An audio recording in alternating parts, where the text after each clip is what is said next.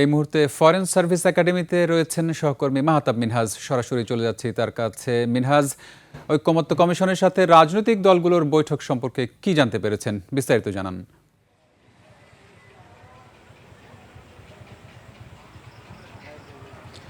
রক্তিম, ধন্যবাদ আপনাকে। আপনার সঙ্গে যখন আমি যুক্ত হই ঠিক তার আধা ঘন্টা আগে কিন্তু প্রধান উপদেষ্টা সংস্কার কমিশনের ঐকমত্য কমিশনের যে বৈঠকটি সেটি শেষ করে কিন্তু তিনি বের হয়ে গিয়েছেন।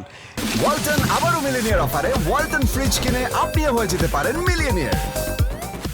এই মুহূর্তে যারা রাজনৈতিক দলের নেতারা রয়েছেন, যারা প্রতিনিধি রয়েছেন, তারা সাংবাদিকদের সঙ্গে মিটিংয়ে তারা এই বৈঠকে তারা আসলে প্রধান উপদেষ্টার সঙ্গে কি কথা বলেছেন, কি কথা হয়েছে সেই বিষয়গুলো সাংবাদিকদের সঙ্গে বলছেন। আপনাকে একটু জানিয়ে রাখি, আপনি যদিও আপনার সংবাদে বলেছেন, দর্শকদের উদ্দেশ্যে আমি একটু জানিয়ে দিতে চাই যে আসলে এই বৈঠকটি 4:30টায় শুরু হওয়ার কথা থাকলেও কিন্তু 5টায় শুরু হয়। 5টায় শুরু হয়ে কিন্তু একেবারে প্রায় 6:50 অর্থাৎ প্রায় 2 ঘন্টা ধরে কিন্তু এই বৈঠকটি চলতে থাকে। আপনি যেমনটি সংবাদে আরও বলেছেন যে এখানে বিএনপি এবং জামাত সহ মোট 28টি রাজনৈতিক দল কিন্তু এই বৈঠকে অংশগ্রহণ করেছেন।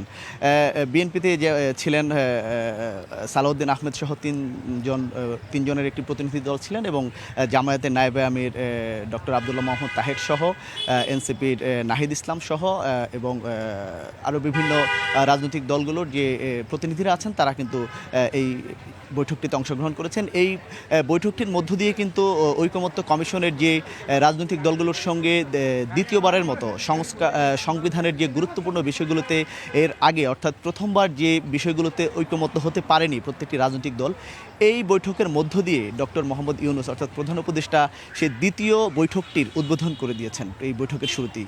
এই মুহূর্তে আসলে বৈঠকটি শেষ এবং রাজনৈতিক যারা প্রতিনিধি আছেন তারা সাংবাদিকদের সঙ্গে কথা বলছেন। এখান থেকে সব মিলে এটাই ছিল সর্বশেষ।